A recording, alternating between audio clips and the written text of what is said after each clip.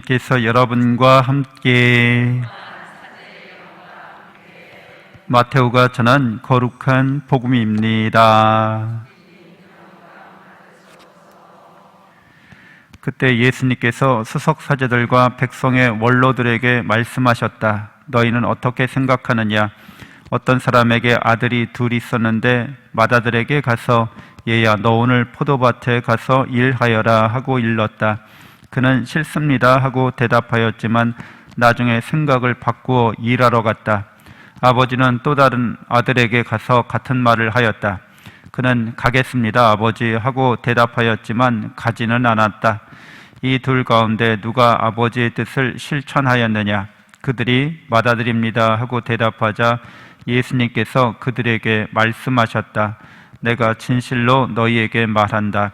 세리와 청녀들이 너희보다 먼저 하느님의 나라에 들어간다. 사실 요한이 너희에게 와서 의로운 길을 가르칠 때 너희는 그를 믿지 않았지만 세리와 청녀들은 그를 믿었다. 너희는 그것을 보고도 생각을 바꾸지 않고 끝내 그를 믿지 않았다. 주님의 말씀입니다. 그리스도님 찬미합니다.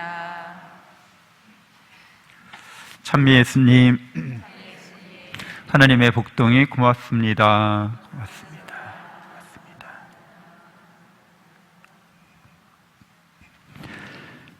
예수님께서 두 아들의 비유를 말씀하시는데 하나님의 일을 하는 것, 그것은 포도밭에 가서 일하는 건데 그 하나님의 일을 하는 것이 무엇인지를 이제 구체적으로 말씀을 해주시는데 요한이 와서 회개를 선포하고 하나님 나라를 선포했을 때 믿는 것, 생각을 바꾸어서 믿는 것을 이르십니다. 하나님의 일을 하려고 하면 회개하는 것과 생각을 바꾸는 것이죠. 바로 그리고 그것을 믿는 데 있습니다. 세례자 요한이 생각을 바꾸라고 한 것 중에 구체적으로 어떻게 하는 것이 생각을 바꾼 결과입니까? 회개의 열매입니까? 라고 질문에 답을 할 때 너희가 가진 것을 없는 사람과 나누어라 이렇게 말씀해 주십니다. 그래서 베풀고 나누는 삶을 우리에게 이르시는데 우리 속담에 콩 한 쪽도 나눠 먹는다는 이야기가 있는데 가난하고 또 힘없는 사람일지라도 자신이 갖고 있는 것을 베풀고 나누는 정신을 이르십니다. 그러니까 생각을 바꾼다고 하는 게 나는 풍요롭고 넉넉해야지만 베풀고 나눌 수 있어. 곳간에서 인심나는 거야. 그러니까 나는 아직 베풀 때가 안 됐어. 나눌 때가 안 됐어. 이런 세상적인 생각을 바꾸는 거죠. 회개에 합당한 열매가 되겠습니다.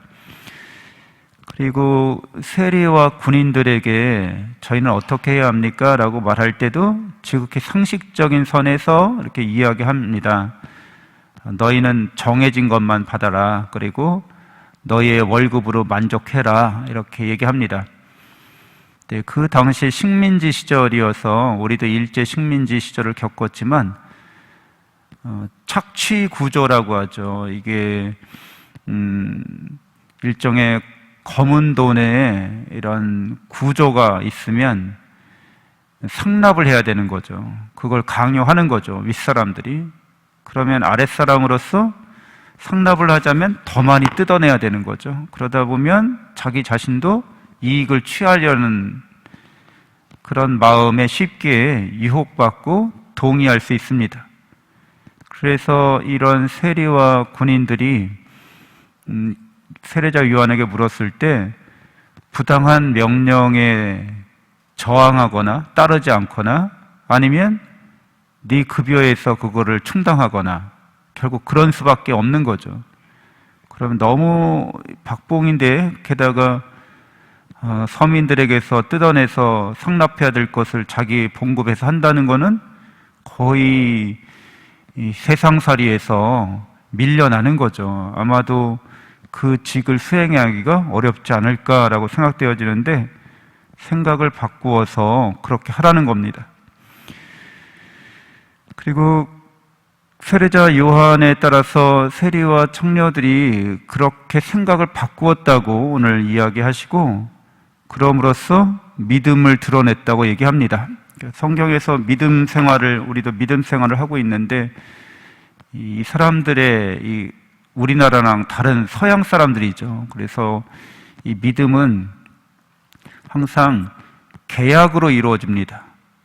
그리고 계약을 반드시 지키려고 합니다. 이 사람들은. 그래서 우리는 상거래를 많이 안 했죠. 사농, 공, 상거래하는 사람들을 제일 비천하게 봤어요.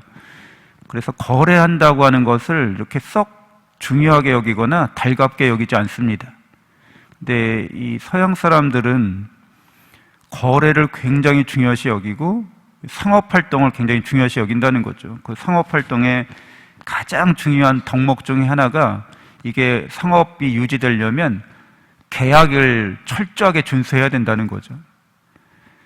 그래서 이 계약을 믿는 걸 뜻합니다. 약속한 건 반드시 지킨다는 거죠.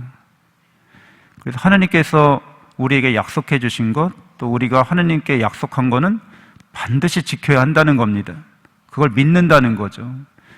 그래서 이런 믿음으로 말미암아 그 사회가 이제 유지가 되는 거겠죠. 어떤 사회든지 어떤 공동체든지 믿음이 없는 공동체, 사회는 붕괴되기 마련일 수밖에 없어요. 그래서 우리도 물론 약속하는 거를 중요하게 여기지만, 계약에 대해서는 약간 좀 이런 서양 문화권보다 덜 중시하는 게 있습니다.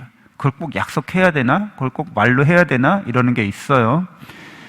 그래서 성경에서 말하는 이 믿음은 하나님의 사랑에 대한 믿음이라는 거죠. 하나님이 나를 사랑한다는 걸 확신한다는 거예요. 그리고 그 사랑의 약속이, 계약이 이루어졌다는 겁니다. 우리는 예수 그리스도를 통해서 하나님의 사랑이 약속됐고 성취되었다고 그렇게 깨닫고 확신하는 가톨릭 신자들이죠. 가톨릭 교회가 성사의 교회, 성사적인 교회라고 합니다. 우리가 개신교나 다른 종교와 차별화되는 지점이 바로 여기 있는데, 다른 개신교나 교파나 또는 다른 종교에는 이런 성사적인 개념이 이렇게 뚜렷하게 드러나지 않습니다.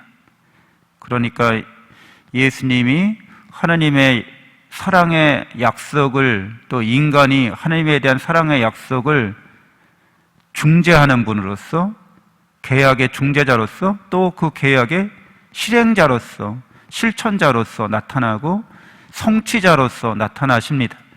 그리고 그 당신이 이루신 이 사랑의 계약의 그 은총을 늘 우리에게 베푸신다는 거죠.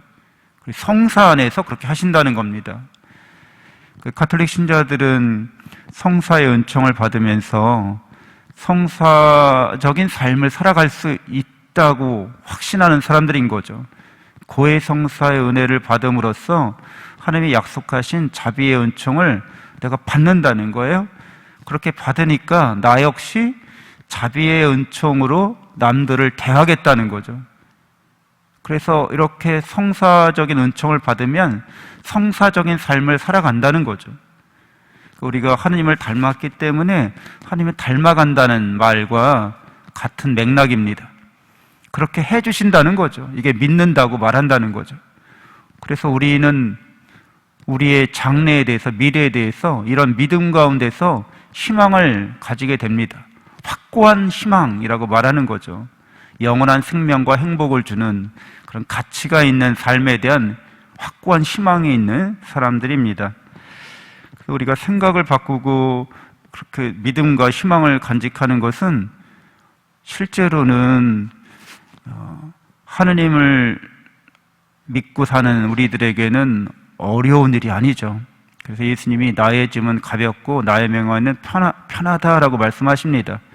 그러니까 이것은 세상적인 가치관하고는 다른 것이어서 세상적인 가치관과 투쟁을 하지 않고는 이게 성립할 수가 없습니다. 내가 세상적인 가치관으로 살지 믿음의 가치체계에 따라 살지 이제 둘 중에 하나를 선택해야 되는 거죠. 그래서 선택만 하면 그 다음부터는 쉬워지는 거죠. 선택하기 전까지는 갈등 상황에 있기 때문에 늘 어렵습니다. 그리고 우리도 늘 방황합니다. 우리도 갈피를 못 잡는 거죠. 근데 그런 상태가 지속되면 지속될수록 엄청난 스트레스가 됩니다. 죽기까지 갈등하다 죽으면 계속해서 그 압박이, 그 스트레스가 우리를 괴롭히는 거죠. 죽기 전에 둘 중에 하나를 선택해야 합니다. 선택하는 순간 더 쉬워지고 계속해서 편안해지고 계속해서 잘 되어갈 수가 있습니다. 잠시 눈을 감고 묵상하겠습니다.